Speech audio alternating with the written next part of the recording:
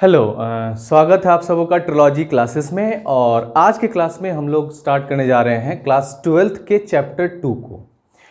तो चैप्टर 1 जो है हम लोगों ने कंप्लीट कर लिया है। उसका वीडियो सीरीज़ जो है वो ट्रिलॉजी क्लासेस फिजिक्स के यूट्यूब चैनल पे मिलेगा। आप यूट्यूब चैनल पे जाके प्लेलिस्ट में जाके जो इलेक्ट्रोस्टैटिक सेक्शन है उसमें आपको चैप्टर 1 के सारे वीडियोस मिलेंगे।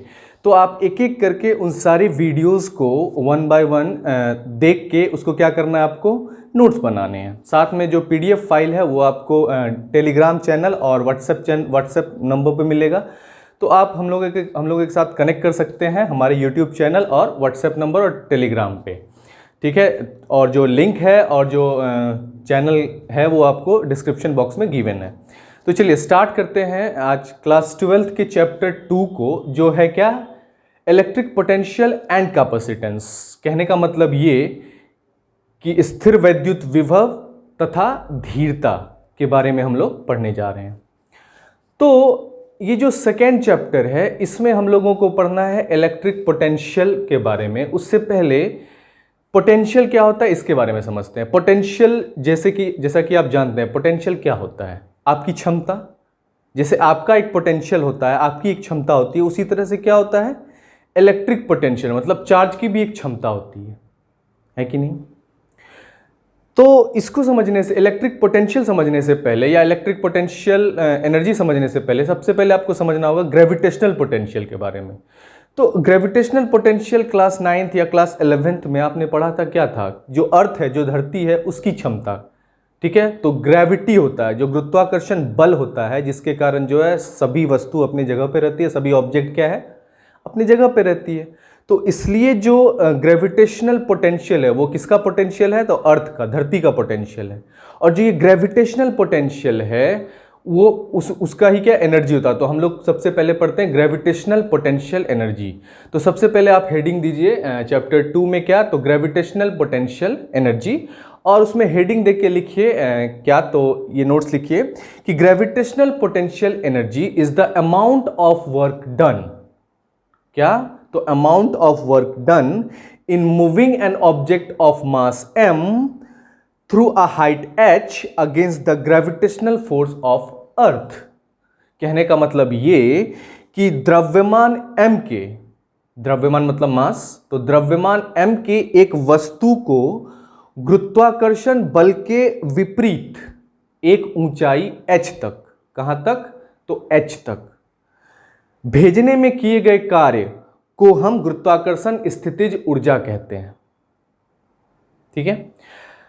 तो जो ग्रेविटेशनल पोटेंशियल एनर्जी होता है उसको कैसे समझेंगे, तो जब भी आप ग्राउंड पे होते हो और ग्राउंड से एक ऑब्जेक्ट ले लो, एक बॉल, उस ऑब्जेक्ट को, उस बॉल को जब आप ऊपर फेंकते हो तो इनिशियली आप क्या देते हो, तो एक काइनेटिक एनर्जी देते हो जो कि हाफ mv² होता है, ठीक है। काइनेटिक एनर्जी मतलब, काइनेसिस मतलब मोशन, तो एक काइनेटिक एनर्जी देते हो। फिर क्या होता है, वो काइनेटिक एनर्जी जो है ट्रांसफॉर्म होते होते होते क्या होता है, ऊंचे पे जाके वो पोटेंशियल एनर्जी में कन्वर्ट हो जाता है।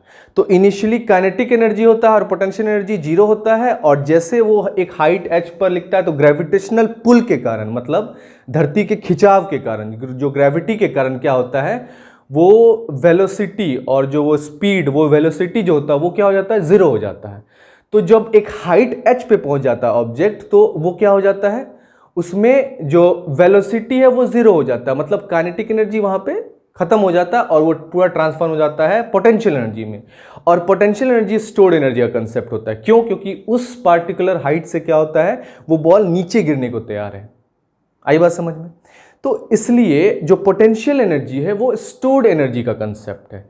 तो इसलिए जो ग्रेविटेशनल पोटेंशियल एनर्जी है वो ग्रेविटी के पुल के कारण, जो एक खिंचाव के कारण जो एक एनर्जी स्टोर हो जाता है ग्रेविटेशन के कारण, वो क्या होता है, एक ऊंचाई से फिर नीचे गिरने को तैयार हो जाता है ना। तो इसलिए आप एक, जैसे कि डायग्राम आप देख रहे हो उसमें क्या है, तो जैसे कि एक ऑब्जेक्ट है मास m का, ये object suppose that mass m का है। इस ऑब्जेक्ट को आप क्या करते हो, ऊपर फेंकते हो धरती से, ठीक है। धरती से आपने क्या किया, ऊपर फेंका एक हाइट h तक, ये हाइट h तक इसको ऊपर फेंका, है कि नहीं।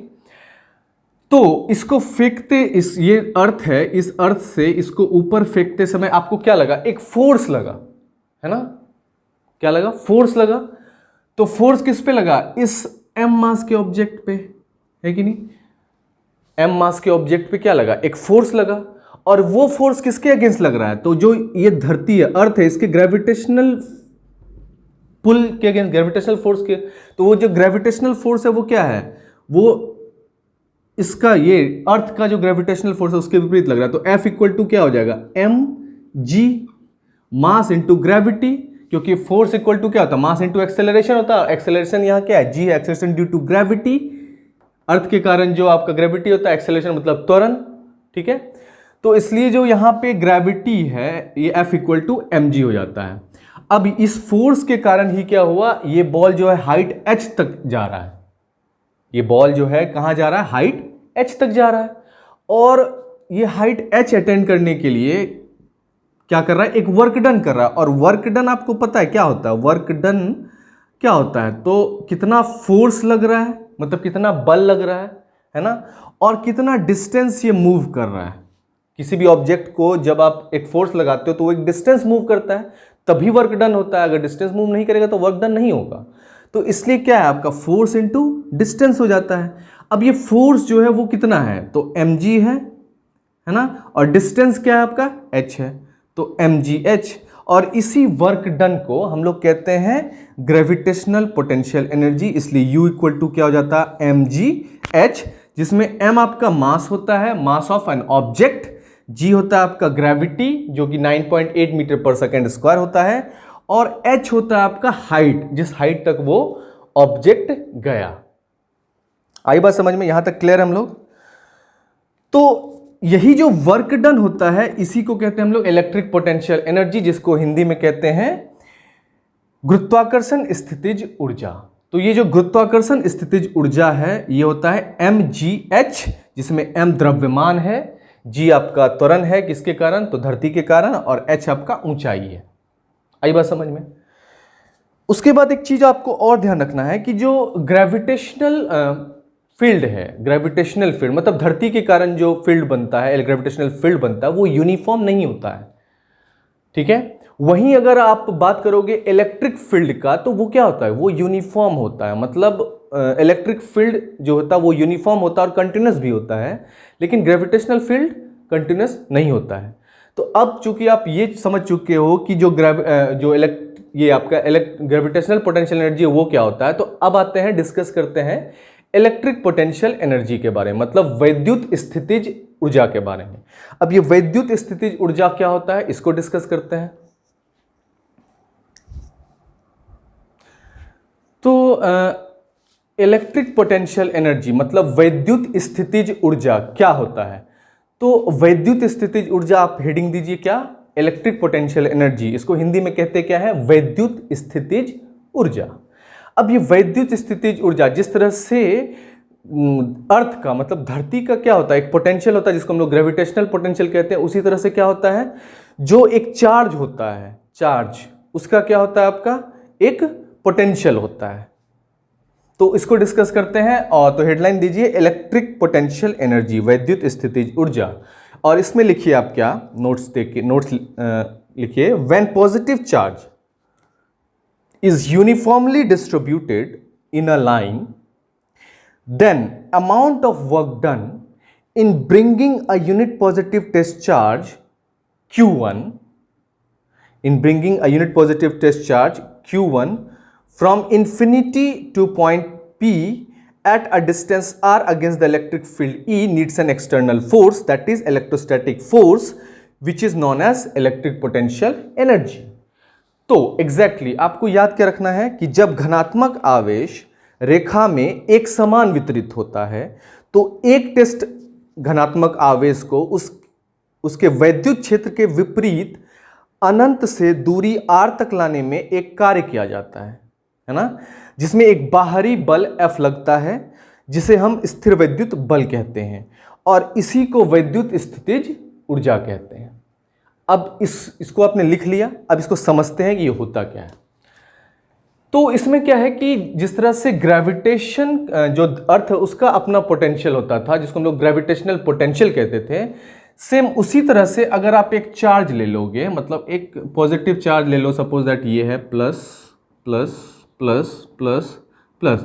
इसके कारण इलेक्ट्रिक फील्ड किधर की ओर जाएगा, तो बाहर की ओर जाएगा। इलेक्ट्रिक फील्ड किधर की ओर जाएगा, बाहर की ओर जाएगा। अब इस इलेक्ट्रिक फील्ड में क्या करना है, आपको चार्ज लाना है। तो आपको मान लो कि पॉजिटिव चार्ज लाना है प्लस क्यू, ठीक है, इस इलेक्ट्रिक फील्ड के विपरीत। तो आपको क्या करना होगा, एक वर्क डन करना होगा, तो एक फोर्स लगाना होगा, जिससे क्या होगा, इस पॉइंट तक मान लो यहाँ पे, यहाँ से यहाँ का डिस्टेंस क्या है, तो ये आर है। यहाँ से यहाँ तक का डिस्टेंस क्या है, आर तक। मतलब ये इन्फिनिटी पे पॉइंट था और इसको लाए कहाँ तक आप, तो आर डिस्टेंस तक लाए, है ना, आर डिस्टेंस तक लेके आए। अब इसको यहाँ इन्फिनिटी से इस आर डिस्टेंस तक लाने में आपको लगाना पड़ा क्या, एक फोर्स, ठीक है, एक एक्सटर्नल फोर्स। और इसी एक्सटर्नल फोर्स को हम लोग क्या कहते हैं, इलेक्ट्रोस्टैटिक फोर्स कहते हैं। तो जाके ये डिस्टेंस मूव हुआ कुछ, ठीक है, ये चार्ज इस डिस्टेंस से इस डिस्टेंस तक मूव हुआ।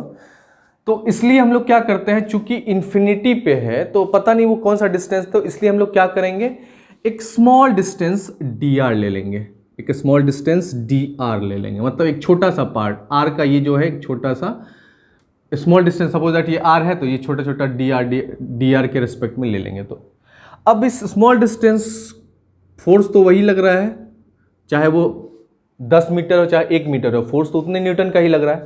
तो इसलिए F इंटू डी आर लिख लोगे तो क्या हो जाएगा, आपका वर्क डन हो जाएगा, है कि नहीं, क्या हो जाएगा, आपका वर्क डन हो जाएगा, मतलब कार्य हो जाएगा। अब ये F इंटू डी आर में आपको याद कर रखना है कि ये जो एक्सटर्नल फोर्स आप लगा रहे थे, ये कौन सा फोर्स है, तो इलेक्ट्रोस्टैटिक फोर्स है। और ये फोर्स किसके अगेंस्ट लगा रहे, तो जो इलेक्ट्रिक फील्ड जो इस लीनियर चार्ज मतलब रैखिक आवेश घनत्व के कारण जो इलेक्ट्रिक फील्ड बन रहा है उसके कारण, ठीक है। इसको और अच्छे से समझ सकते हैं कि सपोज दैट क्या है, आपका एक पॉजिटिव चार्ज है प्लस क्यू, आपका क्या है, एक पॉजिटिव चार्ज गिवन है इधर प्लस क्यू, ठीक है। अब इस पॉजिटिव चार्ज को हम लोग ले लेते हैं क्या, Q1, ये सोर्स चार्ज है। इस सोर्स के चार्ज के कारण क्या, चारों तरफ क्या निकलेगा, इलेक्ट्रिक फील्ड निकलेगा, इलेक्ट्रिक फील्ड निकलेगा, इलेक्ट्रिक फील्ड निकलेगा। अब इस सोर्स चार्ज में चारों तरफ आपका क्या निकला, इलेक्ट्रिक फील्ड। अब इस सोर्स चार्ज के इलेक्ट्रिक फील्ड के अगेंस्ट सपोज दैट ये क्या है, एक आवेश को लाना है, मतलब एक दूसरे प्लस Q2 चार्ज को लाना है आपको इसके इलेक्ट्रिक फील्ड के विपरीत। तो आपको मान लो ये यहाँ से यहाँ तक का जो पॉइंट है, ये क्या है, आपका R है। तो आपको यहाँ से इस इन्फिनिटी पॉइंट से इस पॉइंट R तक लाने में क्या करना होगा, एक लगाना होगा इधर क्या, तो फोर्स लगाना होगा, ठीक है। वो कौन सा फोर्स होगा, तो इलेक्ट्रोस्टैटिक फोर्स होगा। और वो फोर्स किसके अगेंस्ट है, तो इसके इलेक्ट्रिक फील्ड के अगेंस्ट है कि नहीं, इसके इलेक्ट्रिक फील्ड के अगेंस्ट है। तो जो इलेक्ट्रिक फील्ड है इसके अगेंस्ट जो ये फोर्स लग रहा है, इसी को इलेक्ट्रोस्टैटिक फोर्स कहते हैं, जिससे ये small distance D R move कर पा रहा है, ठीक है। तो चूंकि ये इन्फिनिटी पे है इसलिए क्या है, स्मॉल डिस्टेंस डी आर लेते हैं, फिर इसको इंटीग्रेट कर देंगे। तो इसलिए जो ये क्या हो गया, आपका इलेक्ट्रोस्टैटिक फोर्स हो गया। और ये जो इलेक्ट्रोस्टैटिक फोर्स है इसको हम लोग लिखेंगे क्या, निगेटिव हो जाएगा। क्यों, क्योंकि इलेक्ट्रिक फील्ड के अगेंस्ट है, तो minus F into D R. आई बात समझ में। और चूंकि स्मॉल डिस्टेंस मूव कर रहे हैं तो वर्क डन भी क्या होगा, स्मॉल डिस्टेंस के लिए हो जाएगा, तो D W small work done हो जाएगा। तो हमेशा याद रखिए डी डब्ल्यू मतलब small work done, D R मतलब स्मॉल डिस्टेंस मूव्ड, मतलब कम दूरी और कम कार्य। अब क्या है कि आप इलेक्ट्रोस्टैटिक फोर्स से ये पढ़ चुके हो कि ये क्या होता है, फोर्स क्या होता है। इलेक्ट्रोस्टैटिक से फोर्स से आप पढ़ चुके कि ये होता है, इलेक्ट्रोस्टैटिक फोर्स क्या होता है, तो माइनस लिख दो 1/4 pi epsilon naught Q1 into Q2 by R square होता है कि नहीं। और इंटू क्या लिख दोगे, डी आर, और इधर लिख दोगे डी डब्ल्यू। यहां तक क्लियर है हम लोग। अब इसमें क्या है कि आपका जो है इंटीग्रेशन dr है, मतलब dr के रिस्पेक्ट में करना है, तो यहाँ पे Q1 Q2 1/4 pi epsilon not को बाहर निकालना है, सिर्फ आर स्क्वायर को dr के रिस्पेक्ट में इंटीग्रेट कर देना है, ठीक है। तो इंटीग्रेशन चूंकि इधर कर रहे हैं तो इधर भी करेंगे, तो इसको कर देंगे इधर dw, ठीक है, इसको इंटीग्रेट कर देंगे इधर, और इधर हो जाएगा आपका क्या, minus Q1 into Q2 by 4 pi epsilon naught, और आप इंटीग्रेशन किसका कर रहे हो, तो 1/4 R square into D R का, है कि नहीं। आप इंटीग्रेशन किसका कर रहे हो, 1 by R square into D R. अब इंटीग्रेशन का फॉर्मूला होता है क्या कि अगर x to the power n रहेगा तो इसका फॉर्मूला होता है x to the power n plus 1 by n plus 1। ये आपने मैथमेटिक्स में ही पढ़ा होगा और फिजिक्स का जो basic fundamental mathematical tools class है उसमें जाके देखोगे आपको ये मिलेगा क्या कि x to the power n का फॉर्मूला होता है x to the power n plus 1 by n plus 1। Same इसी फॉर्मूला पे इसको सेट करना है। तो अब देखिए ये जो 1 बाय आर स्क्वायर है, अगर आर स्क्वायर को आप न्यूमरेटर पार्ट में लेके जाओगे तो ये क्या हो जाएगा, -2 हो जाएगा, है कि नहीं। तो ये n का वैल्यू क्या हो गया, -2 हो गया। फिर उसमें क्या ऐड करेंगे, +1 ऐड कर दिए, +1। फिर नीचे में देखो n की जगह क्या है, -2 है तो ये जगह -2 और ये फिर क्या ऐड कर देंगे, +1। यहां तक क्लियर है। उसके बाद जो ये रेस्ट पार्ट है इसको एज इट इज लिख दो, -q1 into Q2 by 4 pi epsilon naught, है कि नहीं। अब इसको और फर्दर सॉल्व करते हैं। -2 + 1 क्या, -1 ही होता है, बचता है तो -1 लिख दिया और नीचे में -2 + 1 क्या बच गया, -1 बच गया। तो ये ऐसे हो गया और ये माइनस आगे में लग गया, ये Q1 इंटू Q2 बाय क्या हो जाएगा, 4 पाई एप्सिलॉन नॉट, ठीक है। अब ये r-1 जो है इसको नीचे ले आएंगे और ये माइनस जो है ये इस माइनस के साथ क्या हो जाएगा, माइनस माइनस क्या हो जाएगा, प्लस हो जाएगा। तो इसलिए फर्दर जो है ये वैल्यू क्या हो जाएगा आपका, तो देख लो इधर ये माइनस जो 1 है ये आगे आ जाएगा तो माइनस माइनस प्लस हो जाएगा, ठीक है। और फिर जो है ये r-1 है नीचे चले जाएगा तो 1 बाय आर हो जाएगा। तो इसलिए कि एक वैल्यू क्या हो जाएगा, तो Q1 into Q2 by 4 pi epsilon naught R, ठीक है। और इसी वर्क डन को जो इंटीग्रेट किए हम लोग, इसी को कहते हैं इलेक्ट्रिक पोटेंशियल एनर्जी, मतलब वैद्युत स्थितिज ऊर्जा। और इसको डिनोट करते हैं U से, कैपिटल U से। तो इसी को क्या कहते हैं, इलेक्ट्रिक पोटेंशियल एनर्जी। तो फाइनली जो इलेक्ट्रिक पोटेंशियल एनर्जी होता है वो होता है क्या आपका, तो 1 by 4 pi epsilon naught Q1 into Q2 by R, ठीक है। तो यहां पे आप कंफ्यूज बिल्कुल नहीं करोगे, क्यों, क्योंकि इलेक्ट्रोस्टैटिक फोर्स में जो है वो नीचे में आर स्क्वायर होता है यहां पे, लेकिन इलेक्ट्रिक पोटेंशियल एनर्जी मतलब वैद्युत स्थितिज ऊर्जा में आपका नीचे में सिर्फ आर होता है, ठीक है। यहां पे ये नहीं होता है। यहां तक क्लियर है हम लोग। तो इसलिए आप याद रखोगे कि इलेक्ट्रिक पोटेंशियल जो इलेक्ट्रिक फील्ड है, मतलब इस सोर्स चार्ज Q1 के अगेंस्ट Q1 का जो इलेक्ट्रिक फील्ड है उसके अगेंस्ट जो है एक टेस्ट चार्ज Q2 को लाने में क्या लगा, एक फोर्स लगा, जिसके कारण ये एक डिस्टेंस dr मूव किया तो वर्क डन हुआ। इसलिए वर्क डन जो होता है वो क्या था, फोर्स इनटू डिस्टेंस, और ये फोर्स जो लगा वो एक्सटर्नल फोर्स था और इस एक्सटर्नल फोर्स के कारण वो डिस्टेंस dr मूव किया। और इलेक्ट्रोस्टैटिक, और ये जो एक्सटर्नल फोर्स था ये आपका इलेक्ट्रोस्टैटिक फोर्स था, मतलब स्थिरवैद्युत बल था। और इसी स्थिरवैद्युत बल के कारण जो है ये उस डिस्टेंस इन्फिनिटी से r तक लाया गया, तो वर्क डन हुआ, इसलिए F इंटू डी आर। और आपको इलेक्ट्रोस्टैटिक फोर्स का फॉर्मूला पता है जो आपने कूलम्स लॉ में पढ़ा था, क्या होता है, 1 by 4 pi epsilon naught Q1 into Q2 by R square into D R. तो इसमें क्या है, आपको सिर्फ आर स्क्वायर और डी आर, इसके आर स्क्वायर को डी आर के रिस्पेक्ट में करना है और बाकी को बाहर कर लेना है। अब ये माइनस साइन इसलिए है क्योंकि इलेक्ट्रिक फील्ड के अगेंस्ट में आ रहे हैं, जो एक्सटर्नल फोर्स से अगेंस्ट लग रहा है, तो इसलिए क्या है यहाँ पे माइनस साइन दिया। फिर इसको इंटीग्रेट करके जो वैल्यू है 1 बाय आर आ जाएगा नीचे में, ठीक है। ये वैल्यू जो है वो क्या आ जाएगा, r-1 को 1 बाय आर, ये माइनस माइनस हो जाएगा प्लस, तो इसलिए हो जाएगा u equal to plus Q1 into Q2 by 4 pi epsilon naught r। और फाइनली जो फॉर्मूला होता है आपका इलेक्ट्रिक पोटेंशियल एनर्जी का वो हो जाता है क्या, तो 1 by 4 pi epsilon naught Q1 into Q2 by r। इसी को हम लोग क्या कहते हैं, वैद्युत स्थितिज ऊर्जा। आई बात समझ में। तो अब चूंकि आप ग्रेविटेशनल पोटेंशियल एनर्जी और इलेक्ट्रिक पोटेंशियल एनर्जी समझ चुके हैं, तो अब आते हैं, बात करते हैं हम लोग नेक्स्ट टॉपिक का, जो है आपका क्या, इलेक्ट्रिक पोटेंशियल, ठीक है। और इलेक्ट्रिक पोटेंशियल को आप कहते क्या है, तो वोल्टेज, जो आप घर में बेसिक यूज करते हैं वोल्टेज, इसी को वोल्टेज कहा जाता है। और वोल्टेज क्या होता है, दो पॉइंट के बीच का पोटेंशियल डिफरेंस, मतलब एक हायर पोटेंशियल होगा एक लोअर पोटेंशियल होगा, तो दो पोटेंशियल के बीच का जो डिफरेंस होता है उसी को क्या कहते हैं, उसी को कहते हैं वोल्टेज। और इसी वोल्टेज को कहते हैं हम लोग क्या है, इलेक्ट्रिक पोटेंशियल। तो आइए डिस्कस करते हैं इलेक्ट्रिक पोटेंशियल के बारे में।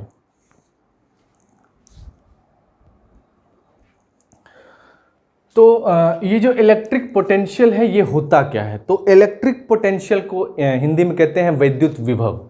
तो जल्दी से आप हेडिंग दीजिए और लिखिए इलेक्ट्रिक पोटेंशियल मतलब वैद्युत विभव, और इसके अंदर लिखिए आप इसका डेफिनेशन कि इलेक्ट्रिक पोटेंशियल क्या होता है, what is electric potential.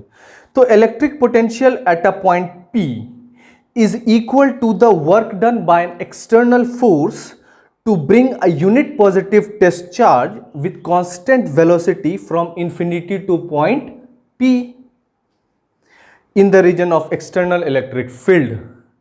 Same उसी तरह से कंसेप्ट है जिस तरह से इलेक्ट्रिक पोटेंशियल एनर्जी का था। इसी को हिंदी में कैसे लिखेंगे? तो एक यूनिट टेस्ट घनात्मक आवेश को बाहरी विद्युत क्षेत्र में अनंत दूरी से बिंदु P तक मतलब r दूरी तक एक समान गति से लाने में एक बाहरी बल लगता है जो कार्य के बराबर होता है, जिसे हम वैद्युत विभव कहते हैं।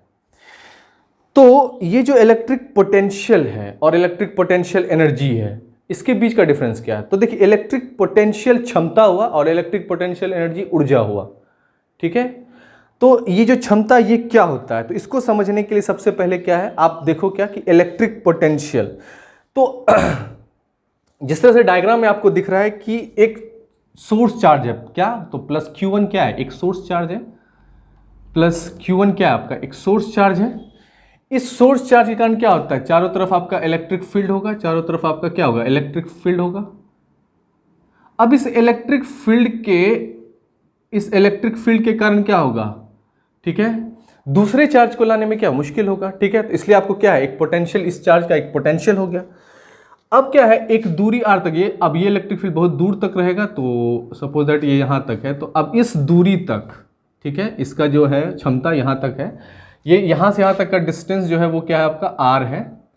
अब इस r दूरी तक, ठीक है, इलेक्ट्रिक पोटेंशियल मतलब किसी बाहरी मतलब एक टेस्ट चार्ज को, एक टेस्ट आवेश को अगर लाना है कहाँ, तो इन्फिनिटी से, मतलब एक Q2 चार्ज है, इसको लाना कहाँ से है, तो इन्फिनिटी से आपको लाना कहाँ है, तो यहां तक लाना है ना।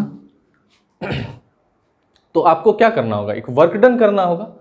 तो इस पॉजिटिव सोर्स चार्ज के इलेक्ट्रिक फील्ड E के अगेंस्ट आपको लाना क्या है, तो एक टेस्ट चार्ज प्लस Q2 को इन्फिनिटी पॉइंट से R तक, इसको पॉइंट P कहते हैं, तो यहां तक आपको लाना है। ये आई बात समझ में? तो इसमें क्या करना होगा आपको, सेम वही वर्क डन करना होगा, और वर्क डन करके जो आपने इलेक्ट्रिक पोटेंशियल एनर्जी निकला वो क्या था आपका, तो आपको पता था वो इलेक्ट्रिक पोटेंशियल एनर्जी आपने निकाला वो क्या था, तो U is equal to 1/4 pi epsilon naught और Q1 into Q2 by R square, जिसमें Q1 आपका सोर्स चार्ज है और Q2 आपका टेस्ट चार्ज है, ठीक है। ये R स्क्वायर नहीं, ये R होगा, ठीक है। आई बात समझ में? तो ये था आपका इलेक्ट्रिक पोटेंशियल एनर्जी जो कि अभी भी हमने डराइव किया था। तो इलेक्ट्रिक पोटेंशियल एनर्जी तो ये होता है। अब क्या होता है कि जो इलेक्ट्रिक पोटेंशियल होता है वो क्या होता है, अब ये पोटेंशियल एनर्जी क्या था आपका, वर्क डन था, ठीक है। तो अगर मान लीजिए इसको स्मॉल वर्क डन DW मान लिया जाए, ठीक है, मतलब स्मॉल वर्क डन या W भी मान सकते हो, तो work done per unit charge मान, सिंपल W वर्क डन ही मान लो, ठीक है। वर्क डन बराबर भी तो यही हो जाएगा। अब work done per unit charge मतलब इस Q2 को आपको क्या करना है, इस साइड लेके चले आना है ना। तो work done per unit charge is known as electric potential. तो याद क्या रखना आपको, work done per unit charge is called as electric potential. तो अब यहां पे क्या बच गया आपका, तो 1/4 pi epsilon naught Q1 upon R, ठीक है। और यही जो work done per unit charge होता है मतलब W/Q होता है, इसी को हम लोग क्या कहते हैं, इलेक्ट्रिक पोटेंशियल, और इसी को रिप्रेजेंट करते हैं हम लोग V से, और इसी को कहते हैं हम लोग वोल्ट। और जो ये वोल्ट होता है वर्क डन का होता है क्या यूनिट, तो जूल होता है, और चार्ज को हम लोग का यूनिट क्या होता है, तो कूलम्ब होता है, इसलिए ये हो जाता है जूल पर कूलम्ब, और इसी को हम लोग वोल्ट V भी कहते हैं। तो ये हो गया आपका यूनिट, SI यूनिट किसका, तो इलेक्ट्रिक पोटेंशियल का। और जो फॉर्मूला इसी W/Q को क्या कहते हैं, तो V कहते हैं, और इसी W/Q की जगह हम लोग V पुट कर देंगे, ठीक है, और ये हो जाएगा क्या 1/4 पाई एप्सिलॉन नॉट Q/R। और एग्जैक्टली यही होता है फॉर्मूला क्या, इलेक्ट्रिक पोटेंशियल का। तो इलेक्ट्रिक पोटेंशियल को हम लोग क्या कह सकते हैं, work done per unit charge is known as electric potential. और ये जो इलेक्ट्रिक पोटेंशियल एनर्जी है ये अभी आपने डिराइव किया था, ठीक है, और इसी इलेक्ट्रिक पोटेंशियल एनर्जी से जो आपका टेस्ट चार्ज है Q2 उसको हम लोग ले आएंगे इधर। तो ये यही इलेक्ट्रिक पोटेंशियल वर्क डन था, work done per unit test charge is known as electric potential, इसलिए V इज इक्वल टू इतना।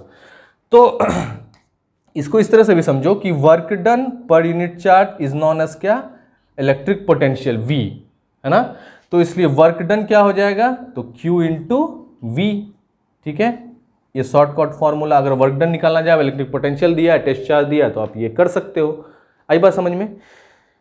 तो यही कंसेप्ट, ये था क्या कंसेप्ट आपका, इलेक्ट्रिक पोटेंशियल मतलब वैद्युत विभव का। तो वैद्युत विभव को का जो यूनिट होता है वो होता है जूल पर कूलम, जिसको हम लोग वोल्ट कहते हैं, ठीक है। और इसी से हम लोग मेजर करते हैं वोल्टेज। और इलेक्ट्रिक पोटेंशियल जो होता है वो दो पॉइंट के बीच का पोटेंशियल डिफरेंस होता है, मतलब एक हायर पोटेंशियल और एक लोअर पोटेंशियल। आई बात समझ में। तो ये है आपका इलेक्ट्रिक पोटेंशियल का कंसेप्ट। नेक्स्ट हम लोग डिस्कस करने वाले हैं क्या, तो electric potential due to an electric dipole, मतलब वैद्युत द्विध्रुव के कारण जो आपका वैद्युत विभव होगा वो क्या होगा। तो वैद्युत द्विध्रुव के कारण जो वैद्युत विभव होगा, मतलब इलेक्ट्रिक पोटेंशियल जो होगा इलेक्ट्रिक डाइपोल के कारण एक पॉइंट P पे, वो क्या होगा। तो आइए इसको डिस्कस करते हैं हम लोग कि ये क्या होगा। तो जो ये वैद्युत विभव होगा वैद्युत द्विध्रुव के कारण वो क्या होगा। तो इसके लिए जो डायग्राम आपको गिवन है वो डायग्राम देखिए आप। तो डायग्राम में सबसे पहले देखिए कि इलेक्ट्रिक डाइपोल क्या होता है, मतलब वैद्युत द्विध्रुव क्या होता है। तो जब दो चार्ज, मतलब एक प्लस क्यू या माइनस क्यू जो भी ले लो, ठीक है, एक प्लस क्यू और एक माइनस क्यू ले लो, ठीक है। तो जब दो चार्ज मतलब माइनस क्यू और प्लस क्यू सेपरेटेड हो, दो चार्ज, इसका मैग्नीट्यूड एक समान है, मतलब इसका -2 कूलम है तो इसका +2 कूलम है, तो मैग्नीट्यूड एक है दोनों का। जब दो इक्वल मैग्नीट्यूड के चार्जेस मतलब आवेश एक दूसरे से सेपरेटेड हो, डिस्टेंस कितने 2a से, कितने डिस्टेंस से, तो 2a डिस्टेंस से, मतलब इसका अगर मिड पॉइंट ले लिया जाए तो इधर a हो जाएगा, इधर भी a हो जाएगा, तो ये क्या है सेपरेटेड 2a डिस्टेंस से। अब इस इलेक्ट्रिक डाइपोल मतलब द्विध्रुव, वैद्युत द्विध्रुव के कारण एक पॉइंट कहीं ले लो आप P, ठीक है, सपोज दैट ये ले लिया हमने पॉइंट P। अब इस पॉइंट P पे आपको निकालना क्या है, इलेक्ट्रिक पोटेंशियल। तो सबसे पहले -Q के कारण जो होगा इलेक्ट्रिक पोटेंशियल वो अलग होगा, ठीक है, और जो +Q के कारण होगा वो इलेक्ट्रिक पोटेंशियल आपका अलग होगा। और एक चीज का ध्यान रखना आप कि जो इलेक्ट्रिक पोटेंशियल होता है वो स्केलर क्वांटिटी होता है, ठीक है, इस चीज को आप नोट डाउन करके लिख लो कि जो इलेक्ट्रिक पोटेंशियल होता है वो स्केलर क्वांटिटी होता है। और इसमें जैसे +Q होता है तो V = हो जाता है क्या आपका, तो 1/4 पाई एप्सिलॉन नॉट Q/R, ठीक है, और अगर -Q हो जाएगा तो ये हो जाएगा -1/4 पाई एप्सिलॉन नॉट Q/R। तो अगर प्लस चार्ज है तो इलेक्ट्रिक पोटेंशियल पॉजिटिव होगा, अगर माइनस चार्ज है तो इलेक्ट्रिक पोटेंशियल निगेटिव होगा। यहां तक क्लियर है। तो इस -Q से इस पॉइंट P का जो डिस्टेंस है, क्या इस पॉइंट P का जो डिस्टेंस है उसको हम लोग मान लेते हैं R1, और ये जो आपका +Q से डिस्टेंस है इसको मान लेते हैं हम लोग R2, ठीक है। और इस इलेक्ट्रिक डाइपोल के मिड से इस पॉइंट P को कनेक्ट करने के बाद आपको क्या मिल जाएगा, इसको कनेक्ट करने के बाद ये क्या डिस्टेंस मिल जाएगा आपको, तो ये मिल जाएगा R, ठीक है। तो ये क्या हो गया आपका, R1 डिस्टेंस है -Q से और R2 डिस्टेंस है +Q से, किसका, तो इस पॉइंट P का, और इसके मिड पॉइंट से डिस्टेंस है आपका R। तो ये हो गया क्या आपका डायग्राम तैयार। अब देखिए यहां पे क्या है कि अभी R1 क्या है, उसकी लंबाई ज्यादा है किससे, तो R2 से, है कि नहीं, लेंथ R1 का ज्यादा है R2 से। अब R1 को R2 के इक्वल करने के लिए आपको क्या करना होगा, इस पार्टिकुलर पॉइंट से, अब इसका अगर नाम दे दोगे तो और अच्छा हो जाएगा, ठीक है, इसको दे दो आप A, इसको दे दो B, ठीक है, इसको दे दो आप O बोल दो, ठीक है, ये O पॉइंट हो गया। तो इस पार्टिकुलर पॉइंट B से आपको क्या करना, एक पोटेंशियल, एक क्या करना होगा, एक आपको डालना होगा इस तरह से परपेंडिकुलर। क्या डालना होगा, परपेंडिकुलर। परपेंडिकुलर मतलब लंब, तो इसको लंबित करना होगा। अब तो ये एंगल क्या आपका थीटा है, ठीक है, और इसको इस पे क्या डाल दिया आपने, एक परपेंडिकुलर डाल दिया, इसको इसका नाम लिख दो m, ठीक है। अब ये परपेंडिकुलर डाला, ठीक है, तो क्या हो गया, r1 equal to, sorry r1 नहीं, जो ये है r2 के बराबर ये डिस्टेंस हो गया mp। तो क्या हो गया, व्हेन, जब, क्या, तो bm परपेंडिकुलर है किसके, bm परपेंडिकुलर डाला किसके, तो AP के परपेंडिकुलर डाला, तो क्या हुआ, तो हुआ ये कि जो BP है वो इक्वल हो गया MP के। हुआ ये कि जो BP है वो इक्वल हो गया किसके, इसको इधर से नहीं इधर से लिख दो और ज़्यादा अच्छा रहेगा, ठीक है कि नहीं। जो जब BP जो है वो इक्वल हो जाएगा किसके, तो इस MP के, है कि नहीं। इसको मान लो इक्वेशन 1, ठीक है। तो जब ये परपेंडिकुलर डाला तो ये डिस्टेंस और ये डिस्टेंस जो है BP और MP वो दोनों इक्वल हो गया। अब जो है इस ट्रायंगल BMA या फिर AMB में देखो, तो ट्रायंगल AMB क्या है, एक राइट एंगल ट्रायंगल है। इस राइट एंगल ट्रायंगल में, ठीक है, ये क्या है आपका परपेंडिकुलर है, तो इसके अपोजिट वाला हाइपोटेन्यूस हो जाएगा। ये AB आपका हाइपोटेन्यूस है, थीटा इसके साथ है, तो ये AM आपका बेस है, और ये MB क्या है आपका परपेंडिकुलर है। तो इसलिए इस ट्रायंगल AMB में अगर cos थीटा का वैल्यू लिखा जाए तो वो क्या होगा, बेस बाय हाइपोटेन्यूस। और ये बेस क्या है, तो बेस यहाँ पे है AM, बेस क्या है AM है, और हाइपोटेन्यूस क्या आपका AB है कि नहीं। अब AM की जगह तो कुछ नहीं है, इसलिए AM को एज इट इज रहने दीजिए, और AB की जगह आपका क्या है, तो AB की जगह आपका 2A है। तो इसलिए AM का वैल्यू क्या निकल जाएगा, तो 2A इंटू कॉस थीटा। तो AM का जो फाइनली वैल्यू है वो निकल जाएगा क्या, तो 2A कॉस थीटा। इसको मान लो इक्वेशन 2, ठीक है, यह है इक्वेशन 1। आई बात समझ में। अब क्या है कि जो ये AM पार्ट है आपका, ये AM पार्ट है, इसको क्या लिख सकते हो, तो AP में से अगर आप इस MP को, इस AP में से यहां तक में अगर आप इस पार्ट को मतलब MP को सब्सट्रैक्ट कर दोगे, घटा दोगे, तो आपका निकल जाएगा AM। तो इसलिए क्या करोगे आप, AP मतलब AM निकालने के लिए क्या करोगे, तो AP minus MP is equal to क्या हो जाएगा आपका 2A कॉस थीटा, है कि नहीं। अब देखिए AP का वैल्यू क्या है, तो AP का वैल्यू है R1, तो उसके जगह लिख दीजिए R1। और देखिए MP, अब ये जो MP है वो किसके इक्वल है, BP के। MP किसके इक्वल है, BP के, और जो BP है उसका वैल्यू क्या है, R2 है, तो मतलब MP का वैल्यू क्या हो जाएगा, R2 हो जाएगा। तो इसलिए MP की जगह पे क्या लिख देंगे आप, R2 लिख देंगे, तो R1 माइनस R2 हो गया। अब ये क्या हो गया, 2A कॉस थीटा। अब तो इसलिए R1 माइनस R2 का जो वैल्यू हो गया वो कितना हो गया, 2A कॉस थीटा। ये हो गया आपका इक्वेशन 3। आई बात समझ में, यहां तक क्लियर है। तो अगर यहां तक आपका क्लियर है, उसके बाद आप देखोगे क्या कि जो आपका ये डिस्टेंस है R, अगर इसको इंक्रीज किया जाए तो क्या होगा, जैसे जैसे इसको इंक्रीज करोगे तो ये क्या होगा, थीटा एंगल घटता जाएगा, ठीक है, और सारा जो है ये छोटा होता जाएगा, तो ये क्या हो, R1 R2 और R तीनों एक समान हो जाएगा।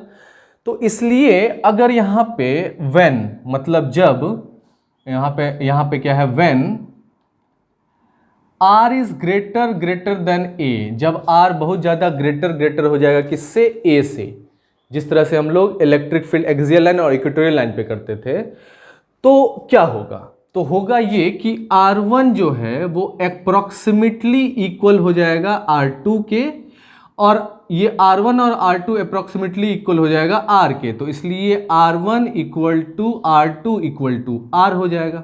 क्लियर हुआ? और इसको मान लीजिए क्या आप इक्वेशन 4, तो ये हो गया क्या आपका इक्वेशन 4। आई बात समझ में? उसके बाद क्या है कि आपको इस पॉइंट P पे इलेक्ट्रिक पोटेंशियल निकालना है।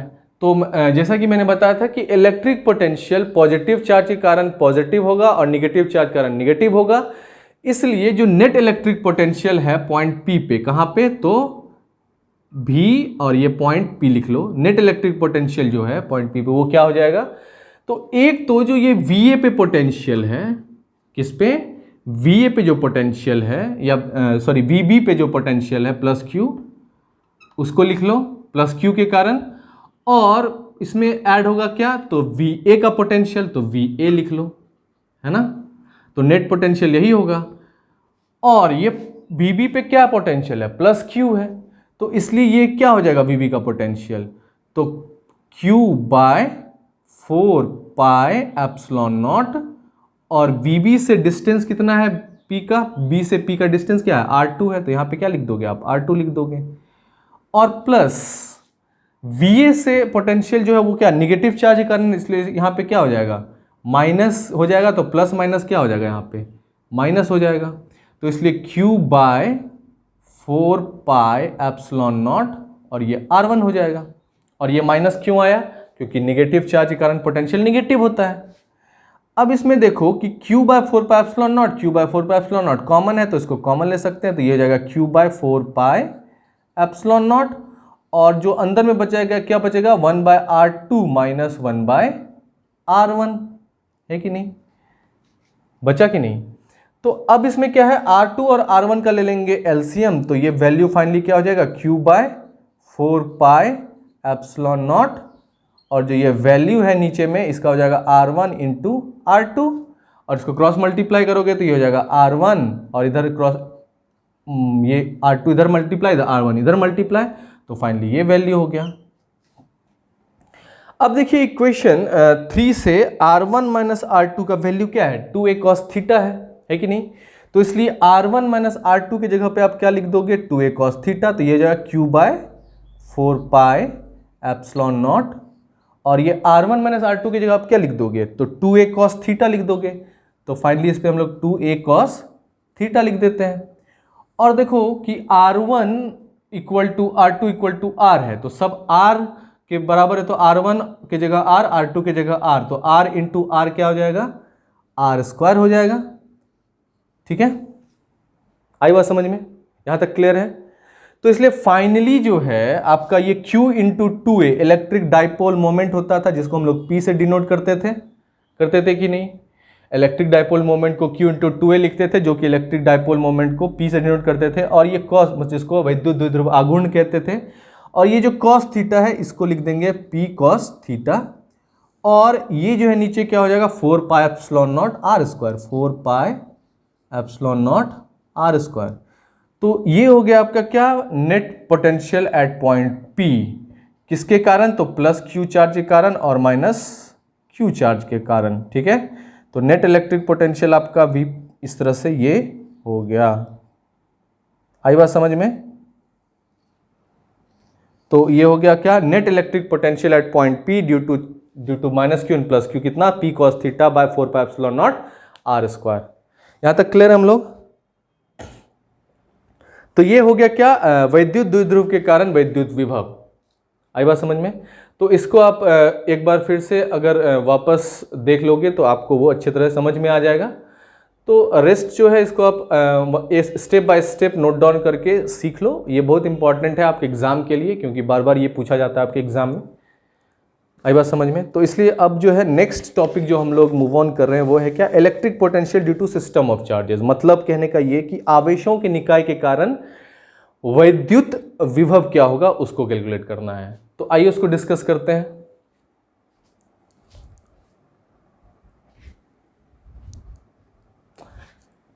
तो उसको डिस्कस करने से पहले एक चीज़ देख लीजिए, यहाँ पे जो है पी कॉस थीटा, इसको आप अच्छे तरह से लिख लो कि ये जो वैल्यू है आपका, ये क्या है, जो पोटेंशियल नीचे लास्ट सबसे लास्ट वाला जो है, ये Q इंटू 2a क्या हो जाएगा आपका, इलेक्ट्रिक डाइपोल मोमेंट।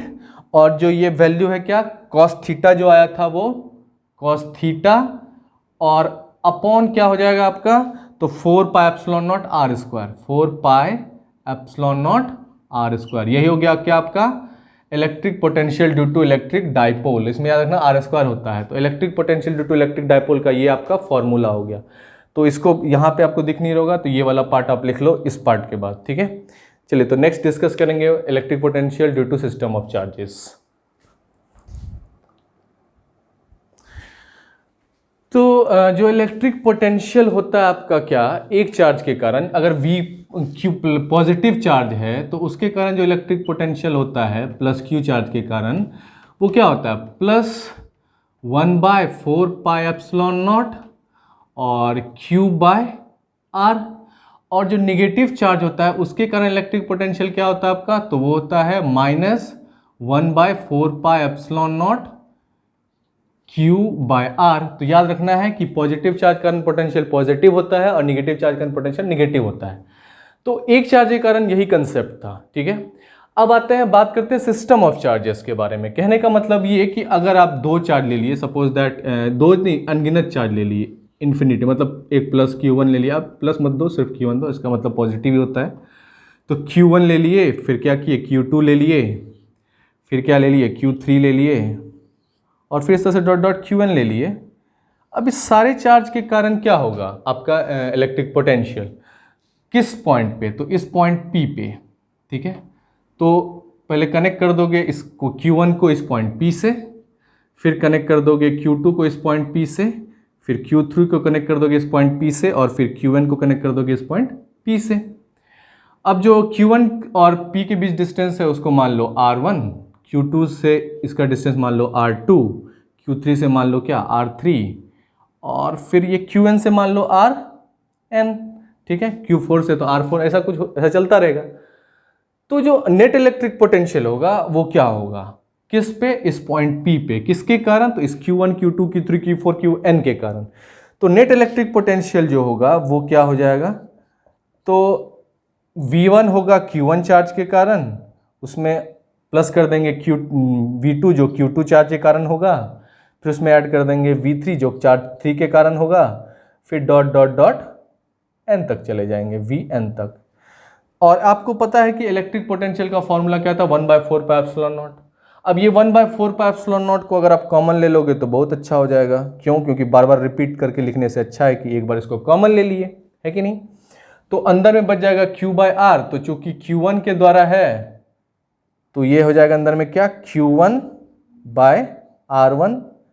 इसी तरह से Q2 चार्ज के द्वारा है पॉइंट P पे पोटेंशियल क्या, तो Q2 बाय R2। फिर इस तरह से Q3 चार्ज के कारण क्या हो जाएगा, Q3 बाय R3, और plus dot dot dot Qn charge के कारण क्या हो जाएगा, Qn बाय Rn। ये क्या हो गया आपका electric potential, net electric potential किसके कारण, Q1 Q2 Q3 dot Qn के कारण। अब इसमें जो V नेट है, मतलब जो नेट इलेक्ट्रिक पोटेंशियल है V नेट, उसमें देखो क्या है कि 1/4 पाई एप्सिलॉन नॉट क्या है आपका, तो 1/4 पाई एप्सिलॉन नॉट तो कॉमन है कि नहीं, ठीक है। अब देखो Q1 R1, Q2 R2, Q3 R3, Qn Rn, मतलब चेंज क्या हो रहा है, ये Q और R दोनों चेंज हो रहा है, तो इसलिए समेशन का साइन दे दिए। और कहाँ से चेंज हो रहा है, 1 से, तो I इक्वल टू कहाँ तक दिए 1, और कहाँ तक चेंज हो रहा है, तो n तक, ठीक है। तो इसलिए इसको लिख देंगे क्या, QI बाय RI। अब I की जगह 1 डालोगे, फिर 2 डालोगे, फिर 3 डालोगे, तो ये इस तरह से चलता जाएगा। तो ये हो गया क्या, electric potential due to system of charges, मतलब बहुल आवेशों के निकाय के कारण विद्युत विभव क्या होता है, तो यही होता है 1/4 पाई एप्सिलॉन नॉट, समेशन का साइन दो I इक्वल टू 1 से n तक QI बाय RI। आई बात समझ में। तो ये था आपका क्या, इलेक्ट्रिक पोटेंशियल, किसके कारण, तो सिस्टम ऑफ चार्जेस के कारण। अब इसी कंसेप्ट पे अगर आपको, ये तो इलेक्ट्रिक पोटेंशियल था, अगर आपको पूछ देगा कि potential energy of system of charges क्या होगा, तो उसमें क्या करोगे। मतलब आवेशों के निकाय के कारण स्थितिज ऊर्जा अगर आपको निकालने बोल दिया जाए तो क्या करोगे? तो उसमें सिंपल क्या है, इसमें इलेक्ट्रिक पोटेंशियल का फॉर्मूला लगाया, उसमें क्या करेंगे हम लोग, इलेक्ट्रिक पोटेंशियल एनर्जी मतलब वैद्युत स्थितिज ऊर्जा का फॉर्मूला लगा देंगे। ठीक है,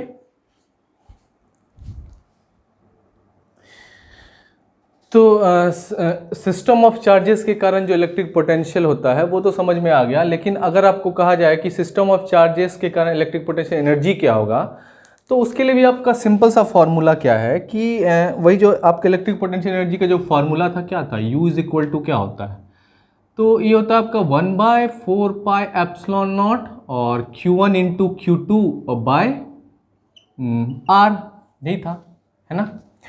अब सिस्टम ऑफ चार्जेस ले लेते हैं, मतलब सपोज दैट हमने ले लिया 3 चार्जेस, एक ले लिया क्या Q1, सपोज दैट एक ले लिया प्लस क्या Q1 ही ले लो, एक ले लिया Q1, इधर ले लिया एक Q2 और इधर ले लिया एक Q3। ठीक है, Q1 से Q3 कनेक्ट कर दिया, Q1 से Q2 कनेक्ट कर दिया, Q3 से Q2 कनेक्ट कर दिया, तो ये सब कनेक्ट हो गया। अब क्या है, इसको मान लो पॉइंट A, इसको मान लो B और इसको मान लो C। ठीक है, और Q1 Q3 के बीच का जो डिस्टेंस है उसको मान लेंगे हम लोग R13 और Q1 Q2 के बीच का डिस्टेंस को R12। ठीक है, R12 है कि नहीं, है ना, और Q2 और Q3 का R23। ठीक है, अब यहाँ पे क्या है कि जो इलेक्ट्रिक पोटेंशियल एनर्जी होगा सिस्टम ऑफ चार्जेस के कारण नेट, वो क्या हो जाएगा, तो इलेक्ट्रिक पोटेंशियल एनर्जी में 2 चार्ज इन्वॉल्व है, Q1 और Q2 जिस तरह से इन्वॉल्व है, तो Q1 और Q2 इन्वॉल्व है, तो 1 और Q1 और Q2 के कारण U12 लिख दो, और फिर जाके आपका क्या है कि इसको लिख भी सकते हो, नहीं भी लिख सकते हो, बट कन्वीनियंस के लिए लिख लो, और 2-3 चार्ज के कारण क्या हो जाएगा, तो U23, और 1-3 चार्ज के कारण क्या होगा, U13 हो जाएगा। अब इलेक्ट्रिक पोटेंशियल में जो 1/4πε0 सब में आएगा, तो उसमें क्या कर देंगे, उसको कॉमन ले लेंगे, तो 1/4πε0 हो जाएगा ये, और यहाँ हो जाएगा Q1 Q2, मतलब U12 है तो Q1 Q2 लिख दोगे और नीचे में R12 लिख दोगे। अब यहाँ पे U23 है तो Q2 और Q3 लिख दोगे और नीचे में लिख दोगे R23, और यहाँ 13 है तो इसको लिख दोगे Q1 Q3 बाय R13। आई बात समझ में। अब नेक्स्ट क्या है कि आप इसको 1/4πε0 जो है इसको तो कॉमन ले ही लिए हो, तो इसको ले ही लो और फिर समेशन का साइन दो, समेशन का साइन दे सकते हो, लेकिन यहाँ पे क्या प्रॉब्लम हो जाएगा कि कोई वेरिएबल फिक्स नहीं है, यहाँ पे 1 है, यहाँ पे 2 है, यहाँ 2 है, यहाँ 3 है, यहाँ 1 है, यहाँ 3 है, तो इसलिए इसको जो है आप इस तरह से लिख लो और इसमें ये समेशन लगाना सही नहीं। तो इसका सिंपल सा यही है आपका क्या, यही हो गया आपका क्या, नेट इलेक्ट्रिक पोटेंशियल एनर्जी, मतलब सिस्टम ऑफ चार्जेस के कारण जो नेट इलेक्ट्रिक पोटेंशियल एनर्जी होगा वो यही हो। आई बात समझ में। तो इसमें बस आपको क्या करना था, इलेक्ट्रिक पोटेंशियल एनर्जी का फॉर्मूला याद रखना था। नेक्स्ट डिस्कस करेंगे हम लोग क्या कि इक्विपोटेंशियल सरफेस। अब ये इक्विपोटेंशियल सरफेस क्या होता है, तो ऐसा सरफेस जहाँ पे पोटेंशियल एक समान हो, मतलब इक्वल हो। ठीक है, तो इसको डिस्कस करते हैं और देखते हैं कि इलेक्ट्रिक इक्विपोटेंशियल सरफेस होता क्या है। तो इक्विपोटेंशियल सरफेस हेडिंग दीजिए और इसके अंदर लिखिए कि व्हाट इज इक्विपोटेंशियल सरफेस। तो लिखिए an equipotential surface is a surface on which all the points are at same electric potential, मतलब ऐसा सरफेस जहां पर वैद्युत विभव जो है एक समान होगा, उसी को हम लोग क्या कहेंगे, समविभव पृष्ठ कहेंगे। तो इक्विपोटेंशियल सरफेस को हिंदी में कहते हैं समविभव पृष्ठ। अब ये इलेक्ट्रिक पोटेंशियल को और अच्छे समझने के लिए एक एग्जांपल लेते हैं कि सपोज दैट आप एक पॉजिटिव चार्ज लेते हो +Q। अब इस पॉजिटिव चार्ज के कारण जो इलेक्ट्रिक फील्ड होगा, ठीक है, वो चारों तरफ होगा, है ना, इस तरह से ये क्या होगा, चारों तरफ होगा, इस तरह से ये चारों तरफ होगा। तो ये जो इलेक्ट्रिक फील्ड लाइंस है ये चारों तरफ है इस +Q चार्ज के कारण, इस +Q चार्ज के कारण। अब क्या है कि एक दूरी r तक, मतलब इस r डिस्टेंस पे क्या करते हैं, सबका r डिस्टेंस ले लेते हैं, ठीक है, r डिस्टेंस के रेडियस से एक क्या करते हैं, सर्कल ड्रॉ कर लेते हैं। अब जो ये सर्कल बन रहा है, इस सर्कल, अब ये जो दूरी है इस प्लस क्यू चार्ज से आर, सब कांस्टेंट हो गया।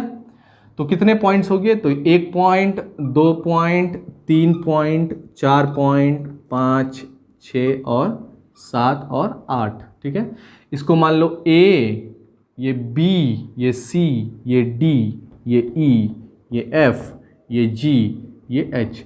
तो ये जितने भी पॉइंट्स है A B C D E F G H, इसका सारा, इस सारे पॉइंट्स पे जो इलेक्ट्रिक पोटेंशियल होगा, मतलब वैद्युत विभव होगा, वो क्या होगा? सेम होगा। ठीक है, इसलिए इस कंसेंट्रिक सर्किल, ये जो सर्कल का ये जो सरकमफ्रेंस है, ये क्या है? इक्विपोटेंशियल है। मतलब ये क्या है? इक्विपोटेंशियल सरफेस है। क्यों? तो इलेक्ट्रिक पोटेंशियल जो होता है वो क्या होता है? V इज इक्वल टू 1/4πε0 और Q/R होता है। तो ये तो कांस्टेंट ही होता है 1/4πε0। डिपेंड किस पे करता है इलेक्ट्रिक पोटेंशियल? तो Q पे और R पे। अब Q देखिए, इसका मैग्नीट्यूड, Q तो एक ही है, तो मैग्नीट्यूड इसका +2 कूलम है, तो एक +2 कूलम सबके सब पॉइंट के लिए है, वो मैग्नीट्यूड सेम होगा। और डिस्टेंस भी सेम हो गया, तो क्या हो गया? तो पोटेंशियल भी सेम हो जाएगा। तो चूंकि चार्ज का मैग्नीट्यूड सेम है और डिस्टेंस जो है वो भी सेम है, दूरी, इसलिए क्या होगा? ये सरफेस क्या हो गया? इक्विपोटेंशियल सरफेस हो गया। ठीक है, इसी को कहते हैं क्या? इक्विपोटेंशियल सरफेस, समविभव पृष्ठ। और दूसरा क्या होता है कि अगर यूनिफॉर्म इलेक्ट्रिक फील्ड में सपोज दैट ये 3 एरिया है, ये 3 एरिया है, इसमें क्या करेंगे? एक यूनिफॉर्म इलेक्ट्रिक फील्ड को क्रॉस करवाएंगे, तो क्या होगा? ये जो है आपका क्या है? तो इस तरह से अगर ये यूनिफॉर्म इलेक्ट्रिक फील्ड को क्रॉस करवाएंगे, इस तरह से यूनिफॉर्म इलेक्ट्रिक फील्ड को क्रॉस करवाएंगे, इस तरह से यूनिफॉर्म इलेक्ट्रिक फील्ड को क्रॉस करवाएंगे, तो ये क्या हो गया? यूनिफॉर्म इलेक्ट्रिक फील्ड के कारण यहाँ पे जो होगा, यूनिफॉर्म इलेक्ट्रिक फील्ड के कारण ये भी क्या? इक्विपोटेंशियल सरफेस हो जाएगा ये सारा। ठीक है, ये जो एरिया होगा ये क्या होगा? इक्विपोटेंशियल सरफेस हो जाएगा। आई बात समझ में?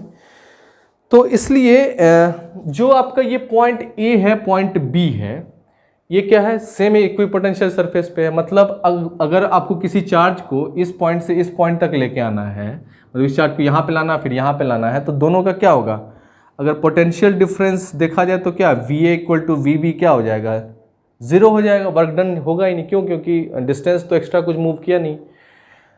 तो इसलिए क्या हो जाएगा? VA इज इक्वल टू क्या हो जाएगा आपका? VB हो जाएगा। मतलब A पे इलेक्ट्रिक पोटेंशियल और B पे इलेक्ट्रिक पोटेंशियल क्या हो जाएगा? इक्वल हो जाएगा। इसलिए ये क्या है? दोनों इक्वल पोटेंशियल पे है, इसलिए इक्वल पोटेंशियल वाले सरफेस को हम लोग क्या कहते हैं? इक्विपोटेंशियल सरफेस कहते हैं। और इक्विपोटेंशियल सरफेस इक्वल इसलिए होता है क्योंकि चार्ज का मैग्नीट्यूड सेम होता है और यूनिफॉर्म इलेक्ट्रिक फील्ड होता है और डिस्टेंस जो है वो इक्वल होता है, मतलब एक समान होता है। इसलिए क्या है? ये इक्विपोटेंशियल सरफेस होता है, जिसको हम लोग समविभव पृष्ठ कहते हैं। उसके बाद जो नेक्स्ट टॉपिक है वो क्या आपका? तो relation between electric field and potential. अब ये इलेक्ट्रिक फील्ड एंड पोटेंशियल का रिलेशन क्या होता है, इसको डिस्कस करेंगे। तो 1 बाय 1 आप पॉज करके नोट्स लिखते चलो, और जो भी आपका हो रहा है वो सारा आपका कंप्लीट हो जाएगा एक क्लास में। और प्रॉपर्ली नोट्स बना के फिर हम लोग NCERT के क्वेश्चन आंसर करेंगे। और आपका जो बोर्ड है, जैसे CBSE बोर्ड और बिहार बोर्ड के स्टूडेंट के लिए जो है प्रीवियस ईयर का सारा क्वेश्चन पेपर जो इलेक्ट्रोस्टैटिक का, वो एक जगह कलेक्ट करके एक वीडियो सीरीज में आपको मिलेगा। तो आपको आइडिया लग जाएगा कि किस तरह से वो क्वेश्चन आते हैं। तो इसलिए इसका नोट्स बना के रख लो ताकि आपको उस क्वेश्चन को समझने में और ज़्यादा आसानी होगा। ठीक है, तो चलिए नेक्स्ट डिस्कस करते हैं हम लोग रिलेशन इलेक्ट्रिक फील्ड का और इलेक्ट्रिक पोटेंशियल के बीच।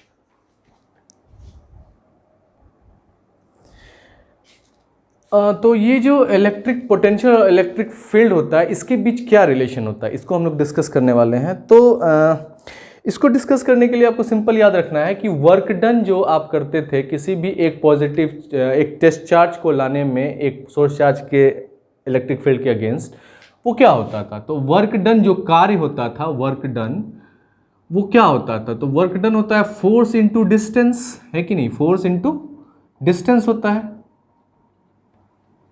आई बात समझ में? और यही फोर्स जो है कौन सा फोर्स होता है? तो इलेक्ट्रोस्टैटिक फोर्स होता है। ठीक है, जो क्या होता है? निगेटिव होता था, जैसा कि हम लोगों ने देखा था। ठीक है, तो वो निगेटिव होता था और क्या डिस्टेंस मूव करता था? सपोज दैट एक डिस्टेंस dx मूव करता है। ठीक है। यहाँ पे हम लोग डी आर की जगह क्या ले लिए, डी एक्स ले लिए। डी आर भी ले सकते हो, लेकिन बुक में जनरली आपको डी एक्स मिलता है, तो इसलिए F into D x distance move किया। तो क्या हो गया आपका, चूंकि स्मॉल डिस्टेंस मूव किया तो इसलिए स्मॉल वर्क डन हो गया। आई बात समझ में।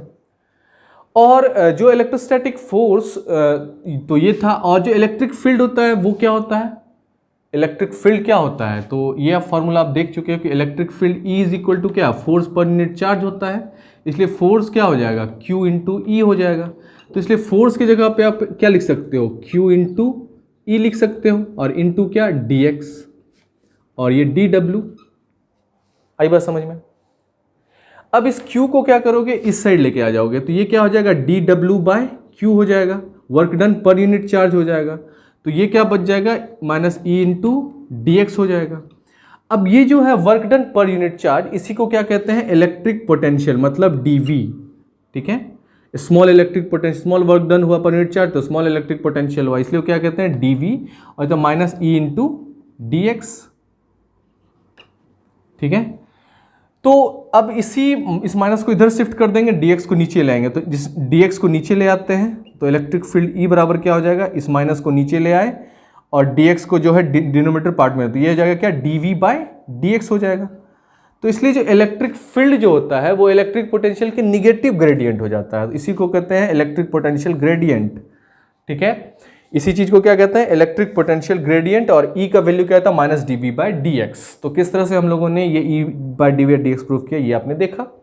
ठीक है, तो इसलिए याद रखना क्या है कि जो वैद्युत क्षेत्र और वैद्युत विभव होता है एक दूसरे के ऋणात्मक होता है। अगर इलेक्ट्रिक फील्ड लिया जाए और इलेक्ट्रिक पोटेंशियल लिया जाए तो वो एक दूसरे क्या होता है, निगेटिव होता है ना, और इसी को कहते हैं इलेक्ट्रिक पोटेंशियल ग्रेडियंट। ठीक है, तो इसलिए E is equal to minus D V by D X होता है। तो इस चीज को समझने के बाद जो नेक्स्ट टॉपिक है उसको हम लोग क्या है तो उसको डिस्कस करते हैं। वो क्या है, तो एक टॉर्क, मतलब electric potential energy of dipole in uniform electric field, मतलब बाह्य क्षेत्र में द्विध्रुव की स्थितिज ऊर्जा क्या होगी, मतलब इलेक्ट्रिक पोटेंशियल एनर्जी क्या होगी। तो जब एक यूनिफॉर्म इलेक्ट्रिक फील्ड होगा, अगर एक यूनिफॉर्म इलेक्ट्रिक फील्ड होता है और उसमें एक डायपोल रखा जाता है, तो वो डायपोल क्या करता है, एक टॉर्क महसूस करता है, और उस टॉर्क को क्या कहते हैं, आघूर्ण बल। तो वो जो आघूर्ण बल लगता है वो क्या करता है, डायपोल को रोटेट करता है, और डायपोल क्या होता है, रोटेट हो जाता है, उसी को क्या कहते हैं, टॉर्क। अब इलेक्ट्रिक पोटेंशियल एनर्जी क्या होगा टॉर्क के कारण, इसको हम लोग डिस्कस करते हैं।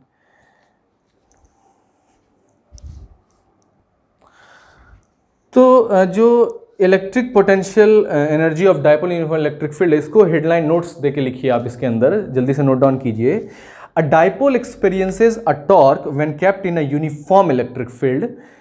In rotating this dipole by external torque at constant angular velocity a work is done.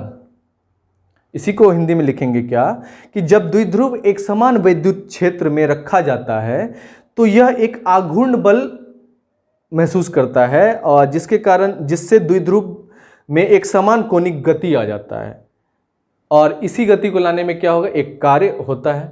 इसी को हम लोग क्या कहते हैं, बाह्य क्षेत्र में द्विध्रुव का आघूर्ण।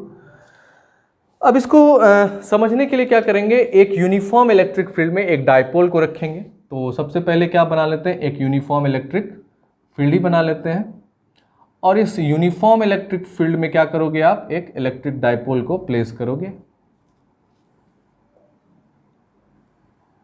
अब इस यूनिफॉर्म इलेक्ट्रिक फील्ड में क्या करोगे, एक इलेक्ट्रिक डायपोल को आप प्लेस करोगे, तो क्या होगा, ये है प्लस क्यू, ये है माइनस क्यू। तो अब ये इलेक्ट्रिक डायपोल को प्लेस कर दिया, तो चूंकि इलेक्ट्रिक फील्ड यूनिफॉर्म है तो क्या करेगा, इधर पे फोर्स लगेगा, ये इधर इस पे फोर्स लगेगा, और इसके कारण क्या होगा, टॉर्क रोटेट करेगा। ठीक है, अब इसको अगर हम यहाँ से, अगर ये परपेंडिकुलर होगा तो ये डिस्टेंस क्या हो जाएगा, ये हो जाएगा। ठीक है, ये परपेंडिकुलर ड्रॉ कर लिया हमने। ठीक है, और इस मिड पॉइंट से ये डिस्टेंस a है, ये डिस्टेंस a है, तो टोटल ये 2a हो जाएगा। अगर इसमें आपको निकालना क्या है, कॉस थीटा, तो ये जो पार्ट है ये क्या, ये थीटा है। ठीक है, तो ये होगा क्या, थीटा है, तो ये 2a कॉस थीटा हो जाएगा, और ये आपका 2a साइन थीटा हो जाएगा। ठीक है, और इसको निकालने का तरीका जो है वही है कि cos थीटा क्या होता है तो b/h, और sin थीटा क्या होता है p/h, उसमें निकाल लोगे तो आपका ये पार्ट दोनों निकल जाएगा। ठीक है, तो इसलिए वर्क डन जो होता है, वर्क डन जो होता है वो क्या होता है, तो वर्क डन होता है क्या, फोर्स इनटू डिस्टेंस, और वही फोर्स क्या है, एक टॉर्क है, टॉर्क है। इसी फोर्स को क्या कहते हैं, टॉर्क कहते हैं, जिसके कारण क्या होता है, एक एंगुलर डिस्टेंस मूव होता है, कॉनिक गति से, एंगुलर दूरी होता है, मतलब कोनिक दूरी होता है, एंगुलर डिस्टेंस मूव होता है। तो इस टॉर्क के कारण क्या होता है, एक टॉर्क, इसको टेढ़ा टी से डिनोट करते हैं, तो एक स्मॉल डी थीटा जो है वो रोटेट करेगा, तो क्या होगा आपका, एक स्मॉल वर्क डन होगा। ठीक है, अब टॉर्क का जो होता है वो होता है क्या, टॉर्क क्या होता है, क्रॉस प्रोडक्ट होता है किसका, तो इलेक्ट्रिक डाइपोल मोमेंट का P क्रॉस E होता है, और इसी को क्रॉस प्रोडक्ट को लिखते हैं हम लोग साइन थीटा के टर्म में, तो इसलिए लिखते हैं इसको P साइन थीटा। तो इसलिए जो टॉर्क है वो क्या हो जाएगा आपका PE साइन थीटा और इंटू डी थीटा। अब चूंकि स्मॉल वर्क डन लिया हमने तो इसलिए क्या करेंगे, इसको इंटीग्रेट कर देंगे, तो इसको इंटीग्रेट करेंगे तो ये W हो जाएगा, इसमें PE जो है वो बाहर आ जाएगा, और जो साइन थीटा है उसका इंटीग्रेशन होता है माइनस कॉस थीटा। ठीक है, तो इसलिए फाइनली जो आपका हो जाएगा वो क्या हो जाएगा, यही इसी वर्क डन को कहते हैं इलेक्ट्रिक पोटेंशियल एनर्जी, इसको U से डिनोट करते हैं, और ये होता है माइनस PE कॉस थीटा। ठीक है, क्या हो जाता है U का वैल्यू, तो फाइनली U का वैल्यू हो जाता है माइनस PE कॉस थीटा, और इसी माइनस PE कॉस थीटा में ये P जो है वो क्या है आपका, इलेक्ट्रिक डाइपोल मोमेंट, P क्या है, वैद्युत आघूर्ण। ठीक है, वैद्युत द्विध्रुव आघूर्ण, और E जो है ये क्या है, इलेक्ट्रिक फील्ड है, और कॉस थीटा जो है एंगल है। तो अब थीटा इक्वल टू अगर 0 डिग्री होगा तो इलेक्ट्रिक पोटेंशियल एनर्जी क्या हो जाएगा, माइनस PE हो जाएगा, और वहीं थीटा इक्वल टू 90 डिग्री होगा, क्योंकि 90 डिग्री वैल्यू क्या होता है, कॉस 90 0 होता है, तो U का वैल्यू क्या हो जाएगा, 0 हो जाएगा। तो इस चीज को आप बस दिमाग में सेट करके रखोगे, तो यही हो गया क्या कि electric potential energy of dipole in uniform electric field, एक बाह्य क्षेत्र में द्विध्रुव की स्थितिज ऊर्जा क्या होता है, तो U equal to PE cos theta minus PE cos theta होता है, जिसको अगर थीटा इक्वल टू 0 डिग्री होगा, ये थीटा 0 डिग्री होगा, तो ये U equal to minus PE हो जाएगा, जिसमें P आपका क्या इलेक्ट्रिक डाइपोल मोमेंट, और ये इलेक्ट्रिक फील्ड है, और थीटा 90 डिग्री है, तो U का वैल्यू 0 हो जाएगा। आई बात समझ में। तो ये आपका क्या है, यहाँ तक आपका जो है वो इलेक्ट्रिक पोटेंशियल और उससे रिलेटेड कंसेप्ट के बारे में था। तो आप क्या करोगे, वीडियो लेक्चर को एक एक पॉज करके सारा नोट्स जो है वो डिटेल तरीके से बना लोगे, तो इससे आपका ये समझ जो है, आपका जो है नोट्स भी तैयार हो जाएगा, और साथ में हम लोग जो NCERT क्वेश्चन को सॉल्व करने उसको भी सॉल्व करेंगे। लेकिन इसमें एक और चीज़ है जो आपका क्या है, कैपेसिटेंस। तो कैपेसिटेंस को हिंदी में कहते हैं धीरता, तो इसलिए हम लोग जो डिस्कस करेंगे नेक्स्ट वीडियो लेक्चर सीरीज में वो कैपेसिटेंस और कैपेसिटर के बारे में डिस्कस करेंगे। तो अभी के लिए फ़िलहाल क्या करो, आप जो है इसको नोट्स इसका बना लो, अच्छे से तैयार कर लो, फिर जो नेक्स्ट वीडियो लेक्चर में उसमें आपको कैपेसिटर और कैपेसिटेंस से रिलेटेड सारा कंसेप्ट समझ में आएगा। ठीक है, तो आज के लिए बस इतना ही, फिर मिलते हैं आपसे नेक्स्ट क्लास में। तब तक के लिए आप इसी तरह से पढ़ते रहिए और हमारे साथ जुड़े रहिए। तो हमारे YouTube चैनल को सब्सक्राइब कर लीजिए, जो है ट्रिलॉजी क्लासेस फिजिक्स, और इसमें आपको सारे लाइव अपडेट्स मिलेंगे, इसलिए आपको जो है वो बेल आइकन भी दबा लेना है, तो सब्सक्राइब कर लें और हमारे साथ जुड़ें। और जो ट्रिलॉजी क्लासेस जो है उसका एक टेलीग्राम चैनल भी है और व्हाट्सएप नंबर भी है, उस पर भी आप हमसे कनेक्ट कर सकते हैं। तो फिर मिलते हैं आपसे नेक्स्ट क्लास में, तब तक के लिए bye bye and all the very best for your exam.